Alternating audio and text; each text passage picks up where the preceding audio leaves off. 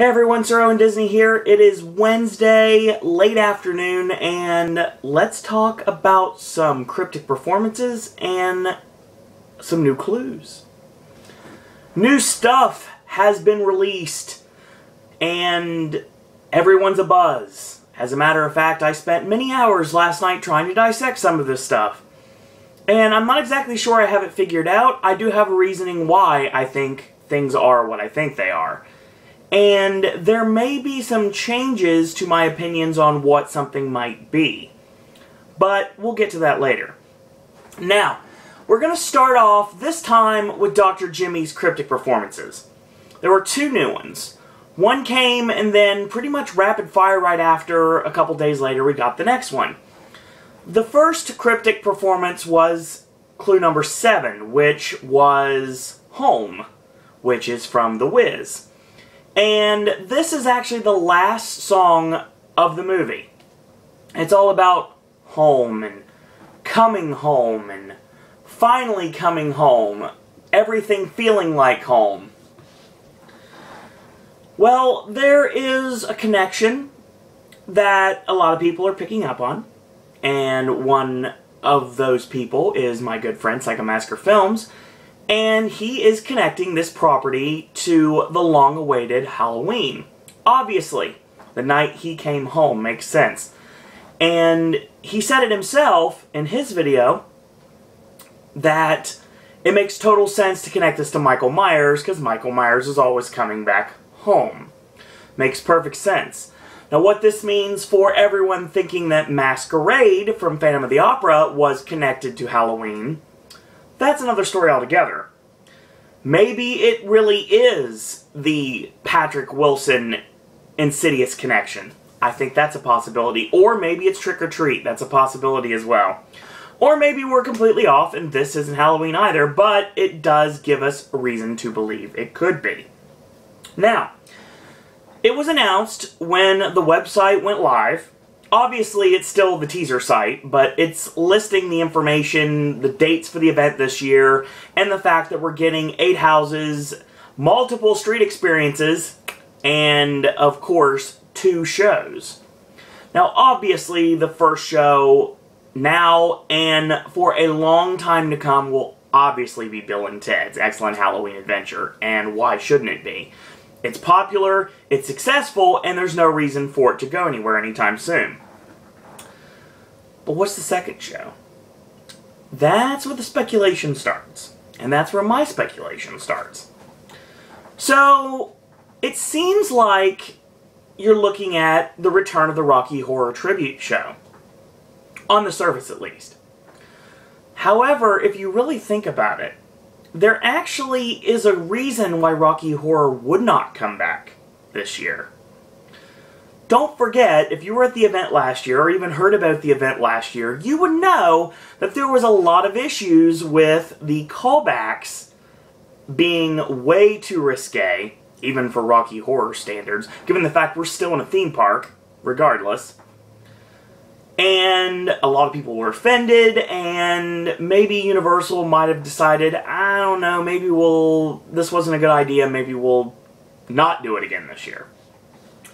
Which alludes to the rumor that we had last year that the guy that played the Grinch last year at Grinchmas was given a contract to play Jack the Clown in a new show. Now, I'm not saying anything that I believe, not necessarily that Rocky Horror is not coming back. I think it probably will. But maybe not how you're expecting. I am thinking right now that the second show may not be Rocky Horror this year. It might be, it probably will be, but there is a tinge of thought in my mind that maybe, just maybe, this will be our Jack the Clown show. But I'll talk about that as we progress in that. But when I look at this Cryptic Performance, I think of a lot of things. Obviously, we connect this to The Wizard of Oz. And right there, you could say that maybe we're doing maybe like a steampunk version of Oz as a scare zone or a house. Or maybe the Path of the Wicked Dr. Jimmy Halloween Horror Nights 22 April Fool's Day video clue. Maybe that's going to happen. And there is also a way, thanks to also Psycho Massacre Films, my good friend Psycho Massacre Films, for connecting this to The Walking Dead through the utilization of Thriller. And that's a possibility. And it looks more and more likely that we don't know what's going to happen. We don't know if we're going to get a Voodoo House or it's going to be themed towards American Horror Story Coven season, or if we are going to be getting one more Walking Dead house, but I'll get to that in a minute or so. There's something no one's talking about. When you're talking about going home, and no, I don't mean E.T., although for Mystic Freak that's another clue to get you to Alien. A lot of things are connecting to Alien and Halloween this year, basically making it pretty much a guarantee that Alien, Halloween, and The Purge are all coming to the event this year. Because a lot of connections shout out to all three of those properties throughout the clues and the performances. So it makes me think all three are coming to the event this year, in one form or another. Including also a potential connection to Trick or Treat. So there's 4 things probably coming to the event this year. Now, when you think of coming home and home, one thing comes to mind, for me at least, that no one's talking about. And that is, I'm going home. Yeah, that's right. The connection to Tim Curry, Dr. Frankenfurter in the Rocky Horror Picture Show. And that is connecting to one of his show-stopping numbers in Rocky Horror Picture Show, as well as the Rocky Horror Show when it was a Broadway play. I'm under the impression that this may be a year that we may end up getting something different. Are we leading towards Rocky Horror? I think so. Are we leading towards Rocky Horror as a show? Not necessarily. What about a Rocky Horror house? Something most people haven't thought about. And it'd be interesting to do a scare zone. That'd be interesting. A Rocky Horror Street experience. That'd be kind of cool. But what about a Rocky Horror house instead? We've already got the connection. And we've already got the connection through Pennywise. And, of course, Tim Curry played Pennywise. And Tim Curry was in Spam-A-Lot, which is connecting our 8 cryptic comment performance. So, maybe this is leading us towards the Rocky Horror Picture Show. I'm not sure if it would work as a house, but it might be an interesting house. It'd be a very risque house, for sure. And it definitely would push that PG-13 envelope. But maybe a scare zone, that'd be interesting. Seeing Brad and Janet run for their lives, that'd be awesome. I don't know, I highly doubt it, but you never know, it's possible. It gives you a reason to think it might be, given the fact that there's actually a clue that allows for you to have that idea in your head. Speaking of our 8th cryptic performance, Dr. Jimmy gave us one as well, and he utilized Monty Python, and Life of Brian specifically, and the aforementioned Spam-A-Lot also was in there as well, and is the very popular Always Look on the Bright Side of Life. And he actually changed the lyrics a bit, talking about the bright side of death, which is mentioned once, but that's how he actually ended the song. He's like, always look on the bright side of death, and he laughed maniacally. So it makes me believe one thing and one thing only. This is the return of Jack the Clown. This is the first time that Dr. Jimmy has alluded to the return of Jack the Clown. And it seems to me that our last clue we got right before the other 2 I'm about to talk about today, in the last video, was alluding towards Jack the Clown. You know, the laundry list, the grocery list for green and white face paint, talking about the boss. Yes, Mr. J is returning to the event this year, and it's going to be awesome. But how? That's our question.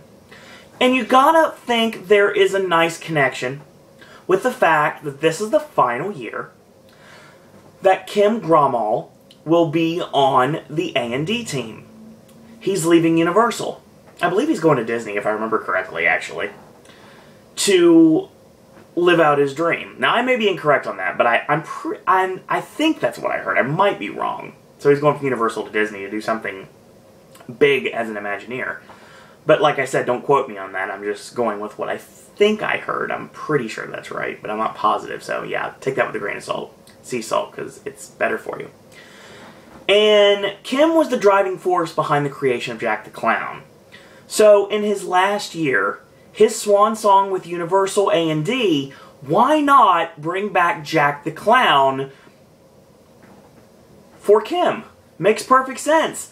And given the fact that we got so many clues last year, Jack was in Cabin, and we had the Uni Minis, and we had the Uni Mini pins, and all the sellouts for the minis and the pins, basically letting everyone know that Jack the Clown was still on everyone's mind. And with all the sellouts, even they sold this stuff in Hollywood and it's still sold out. So I mean, it's crazy. They want Jack the Clown back, and why not? There's a perfect reason for him to come back. He's the perfect mixture of, this is a weird way to put it, John Wayne Gacy, Pennywise, and the Joker. Hence why I call Jack the Clown Mr. J.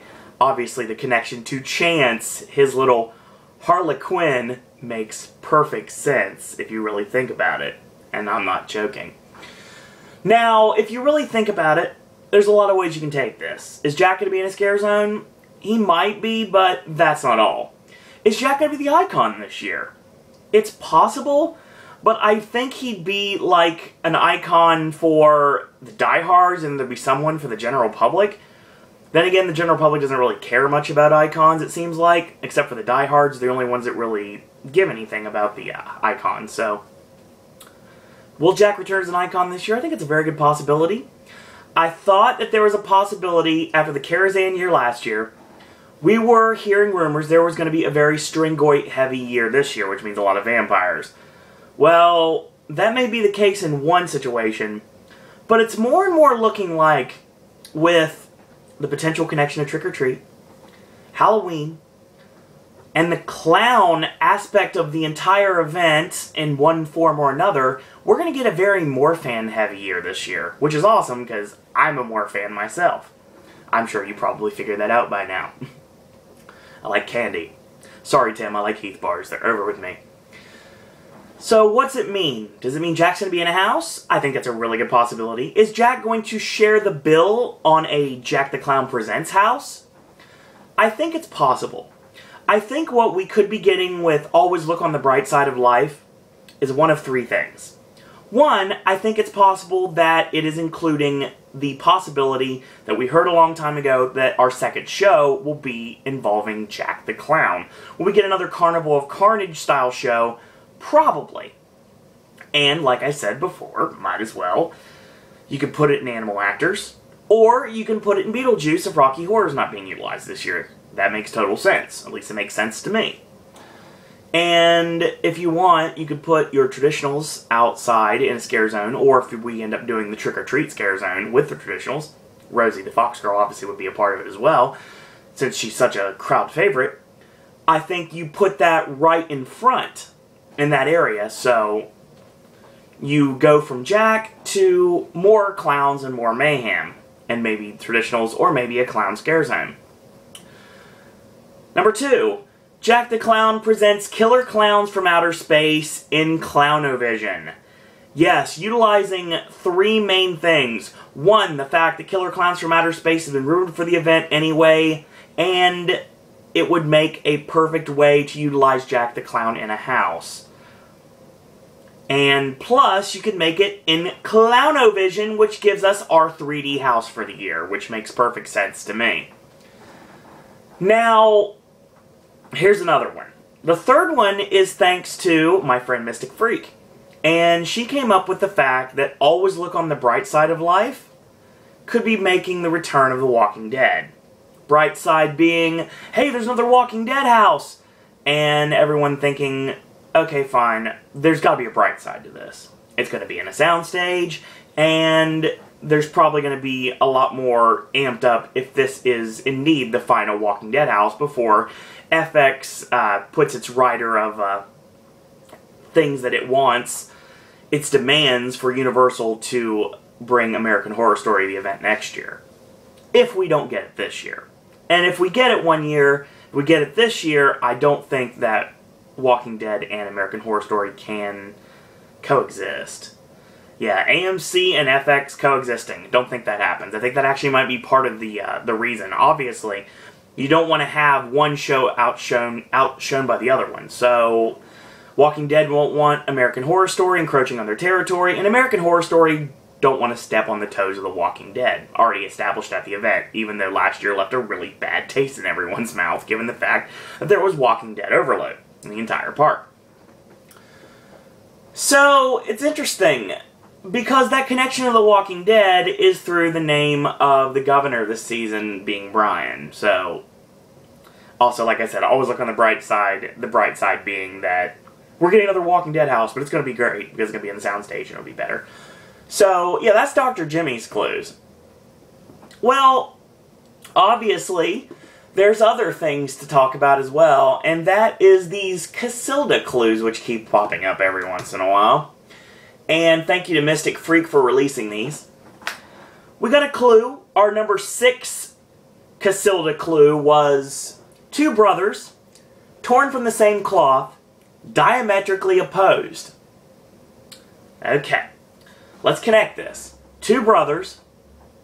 It sounds like we are dealing with Achilles and Hector, as well as Castor and Pollux. Alright? Diametrically opposed, one's human, one's a god. Okay, that makes perfect sense. Thank you to Jeremy for coming up with this analogy. I'm not stealing it from you, I'm just giving you credit. Dr. Jimmy himself mentioned that that's who we're dealing with, and also Gemini and Sagittarius, you might say it's a cosmic conspiracy. Well, if you look into the Kevin Bacon game, which is pretty much how I tried to break up the John Murdy cryptic clues, you would see that there is a very famous couple that are a Sagittarius and a Gemini. And that would be Brad Pitt and Angelina Jolie. Alright? Brad Pitt, of course, was the star of Troy as Achilles. And, of course, he fought with Hector, Achilles and Hector, Eric Bana's character. And this was during the Trojan War. Now, Troy. Troy is a connection to Castor Troy. Castor Troy, Nick Cage from Face Off. Alright? Castor and Pollux, which is Alessandro Navarra, excuse me, long day. They fought with an archer, i.e. the Sagittarius, which was Sean Archer. Alright? So, there's your connection there. We continued with the Lokians followed not, with a picture of the Sagittarius in the background, the Sagittarius, of course, being the archer. The high-hearted son, but shot thick and fast, and broke the Trojans. The connection to the Trojan War, obviously. So, then we got a clue which didn't have a number to it. And this was a picture of the creature from the Black Lagoon with 4 very distinct QR codes embedded in the picture. Now, I'll talk about the codes in a second. It said, "It's all fun and games until someone dies, the stage is set, and the loser cries." Well, Face Off, other than being a Nicolas Cage movie, is also a sci-fi original make-up reality show. Alright? And this reality show is hosted by... I have to read this here to make sure I got it here. Wow, I just totally blanked here. The reality show is basically hosted by Westmore. Yeah, sorry. I really wish I edited, because that totally looks horrible. Mackenzie Westmore, yeah, that's it. Sorry, it's been a long day, and that's a really weird timing, so hopefully you guys didn't, space out on me there, because I totally just, lost my mind there. And maybe I was thinking about World War Z and how much I hate that movie. So, Face Off is the connection to that show. Now, Mackenzie Westmore is the great-granddaughter of Bud Westmore.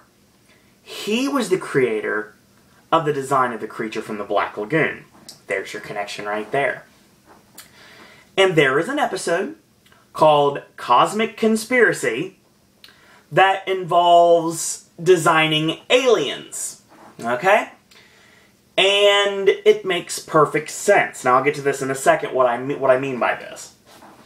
Now, the clue itself, the line "till someone dies," it's all fun and games till someone dies, is actually a tagline utilized by the winner of a challenge in an episode on Season 1, Episode 4, by the way, called Bad to the Bone. And they had to design an original slasher movie villain and come up with their tagline, a movie poster and title of the movie. Now, the character designed was a childlike killer with a yo-yo as their weapon, called Teddy Told Me To. Kind of reminds me of Chucky, if I really think about it. And the tagline was, "It's all fun and games till someone dies." Really trying to connect.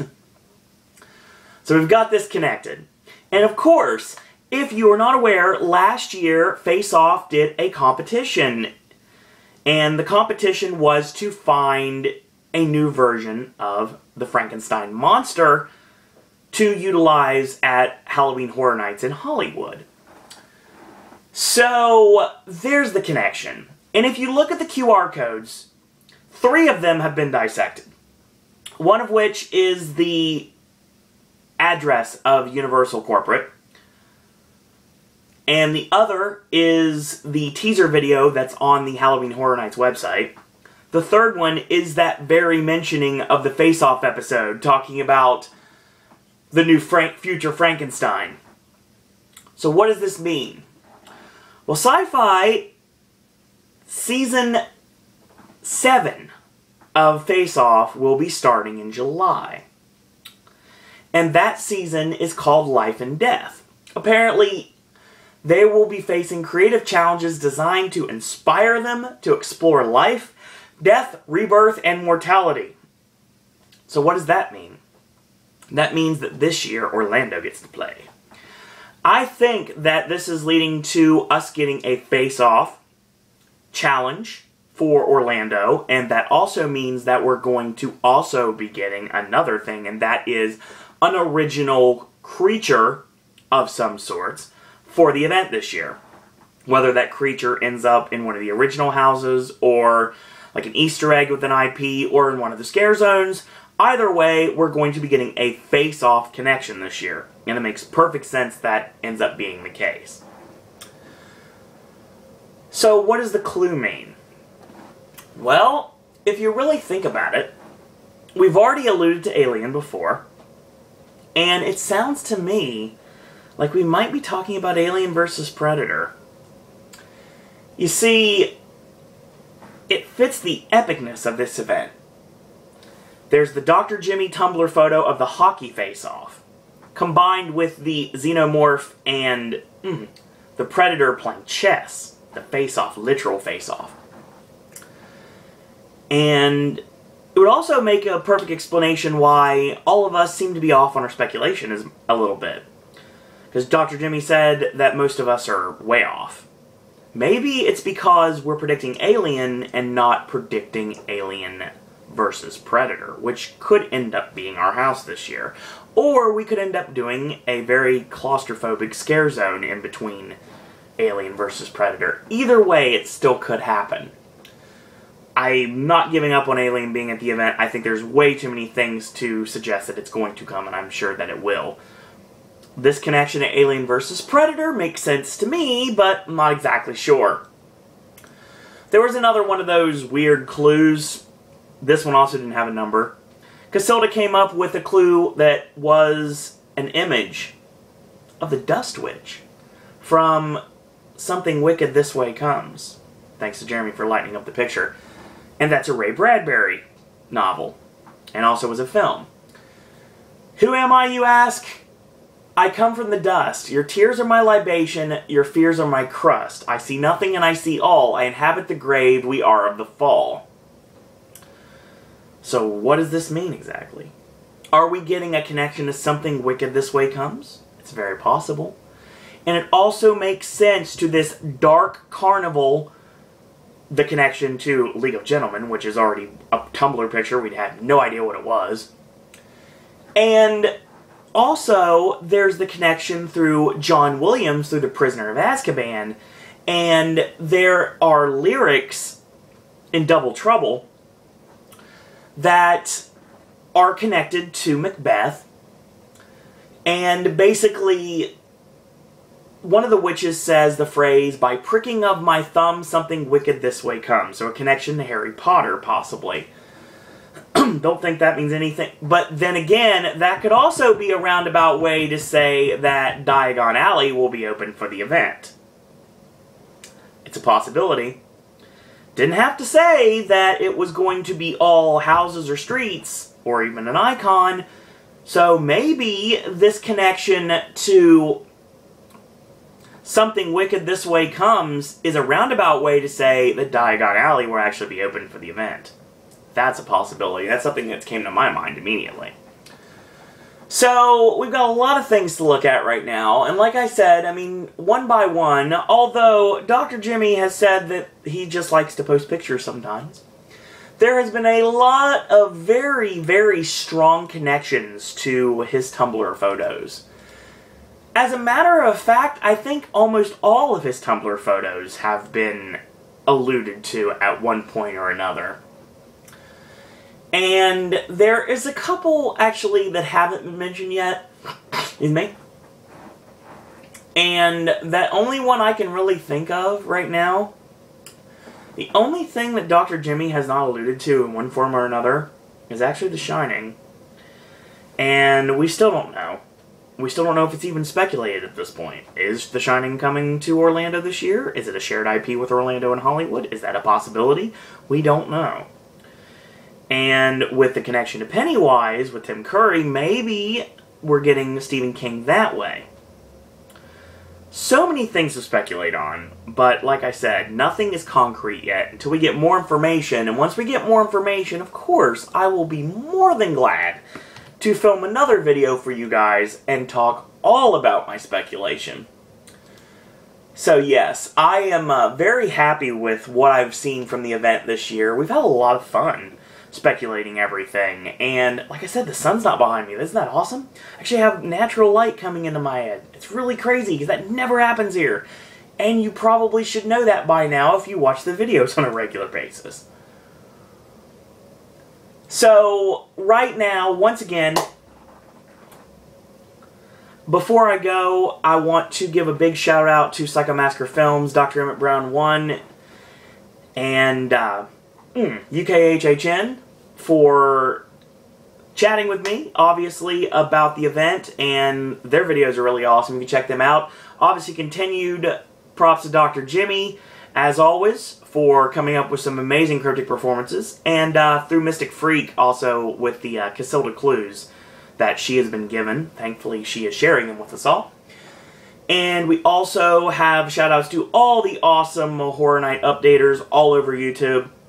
Some I've met, some I haven't met, and definitely want to talk about Jeremy and Charles from Designing the Fear. So yeah, a lot of shout-outs to them, and all the awesome members of the Horror Night Nightmares forums, as well as the Facebook fan pages that I am a part of and an active part of. So once again, hopefully you guys and girls out there enjoyed my speculation. If you have speculation of your own, feel free to let me know about it. You can leave a comment on the bottom here, or you can voice your opinion. If you like these videos, you can subscribe to Pop, and definitely appreciate the subscribers and appreciate the views. If you'd like to contact me, you can do so on Facebook. If you'd like to send me a friend request, it's Owen Disney. If you'd like to follow me on Twitter, it's @SirOwenDisney. Or if you'd like to like our Facebook fan page, it is Sir Owen Disney Pop on Facebook. And if you'd like to send any of your thoughts, comments, queries, and opinions about Halloween Horror Nights yourself, if you want to talk about favorite houses, least favorite houses, want to ask me any questions you like, speculation, ideas, or if you have different ideas that I haven't even mentioned, or none of the other updaters have mentioned, or some of them, or most of them, then please, by all means, you can more than welcome to send me an email. It is siroandisney@gmail.com. In the meantime, I do want to thank you guys and girls out there for watching, and until tomorrow, boys and girls, that's all I gotta say about that.